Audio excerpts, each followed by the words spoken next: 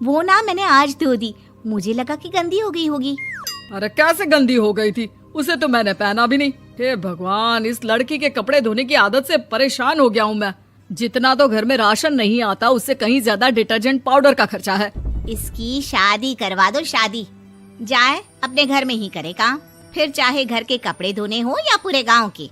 हाँ ठीक बोल रही हूँ, देखता हूँ मैं कोई लड़का। वो दिन भी आ जाता है जब विभा को देखने लड़के वाले आ जाते हैं। लड़की मुझे अच्छी लगी। होने वाली सास कहती है, बेटी अगर कुछ पूछना है तो पूछ लो।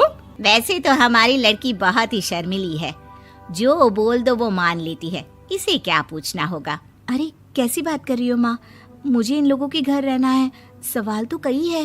हाँ हाँ बेटा, पूछ लो ना, क्या पूछना है। आप लोगों के घर कपड़े कौन धोता है? सास का मुंह बन जाता है। देखो, अगर तुम ये कहना चाहती हो कि तुम्हें कपड़े धोने नहीं आते तो सुन लो, कपड़े मैं ही धोती हूँ, लेकिन तुम्हारे आ जाने के बाद मैं रुमाल तक नहीं धोऊंगी। अरे चुप रहना भाग्यवान, बहू बेचारी घर आई नहीं, उसे डराना शुरू कर दिया। वो क्या है ना बिटिया, अभी तक तो ये कल्लू की माँ ही धोती थी, लेकिन अब तुम्हारे पापा तो दहेज में वॉशिंग मशीन देंगे ही। तभी विभा की माँ बोल पड़ती है, सवाल भी पूछा तो क्या। वैसे भाई साहब, मशीन की तो फिर भी कपड़े धोने की कैपेसिटी होती है। मतलब जो बिटिया दे रहे हैं ना विभा, इसे कपड़े धोने का बहुत शौक है। ये आप लोगों के क्या, आस पड़ोस गांव मोहल्ले सबके कपड़े धो दे और उफ तक ना करे। बाहर देखा नहीं आपने कितने कपड़े सूख रहे हैं, सब हमारी बिटिया ने ही तो धोए हैं। बस भी करो ना माँ, शर्म आ रही इतनी तारीफ सुनकर।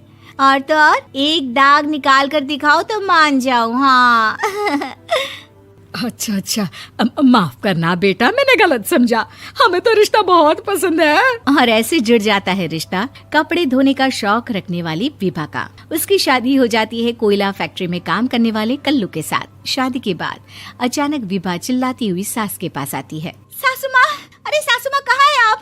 ये तो धोखा है, धोखा दिया आप लोगों ने मुझे। इसे ससुर के चक्कर के बारे में पता चल गया। अरे तो उसमें तुझे क्यों धोखा मिला है? अरे नल में पानी नहीं आता, कपड़े कैसे कब धुलेंगे? अच्छा अच्छा, तू पानी नहीं आ रहा उसकी बात कर रही है। तो आपने क्या सोचा? कुछ नहीं। अच्छा हाँ, तेरी माँ ने कहा था कि कपड़े धोने का शौक है तुझे, याद आया मुझे। शौक शौक बोलकर कपड़े धोने वाले मेरे जुनून को कम ना आके सासू माँ, कपड़ा धोना मेरा गुरूर है। तभी पति भी वहाँ आ जाता है। अभी अभी मैंने इसे सनी देओल की फिल्म दिखाई है, उसी के डायलॉग मार रही है माँ। अच्छा सुन, साफ साफ बता रही हूँ, पानी सुबह 4 से 6 और शाम को 10 से 12 आता है, समझी? विभा टाइमिंग सुनकर हैरान हो जाती है। ये क्या भूतों का मोहल्ला है? सुबह 4 बजे उठकर कौन कपड़े धोता है? 4 बजे टंकी में पानी जाता है, फिर सारा दिन धोना ना, किसने मना किया? अरे कैसी बात कर रही हैं? 200 लीटर की टंकी में कितने कपड़े धो लूंगी मैं, सुबह ही उठ जाऊंगी मैं। अब क्या था, विभा सुबह 4 से लेकर रात के 12 बजे तक कपड़े ही धोती रहती। एक रोज सास पड़ोस से निकलकर कहीं जा रही होती है कि साथ वाली कहती है, हाँ कल्लू की माँ, जरा ये बताओ कि 2 साड़ी है, 2 ब्लाउज और एक पेटीकोट और एक नाड़े वाला लंबा कच्छा। हाँ तो? अरे तो क्या, कितना लोगी धुलाई ये बताओ। धोबन दिख रहे हैं हम क्या? हमारे पति सरकारी नौकरी से अभी अभी रिटायर हुए हैं और बेटा सुपरवाइजर है कोयला फैक्ट्री में। धोबन समझ रखा है हमें?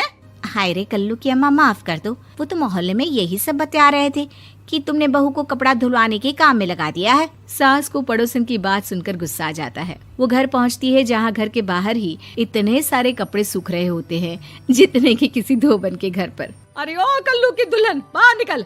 माँ जी यहीं आ जाओ, बाथरूम में चादर धो रहे हैं हम। अरे अभी हम धोते हैं, तुमको बाहर निकलो। ये आस पड़ोस वाले बोल रहे हैं कि हम बहू से कपड़े धुलवा धुलवा कर उसे कपड़ा धोने वाली बना दिए हैं। अरे छोड़ो ना माँ जी, किन लोगों की बातों में आती हो?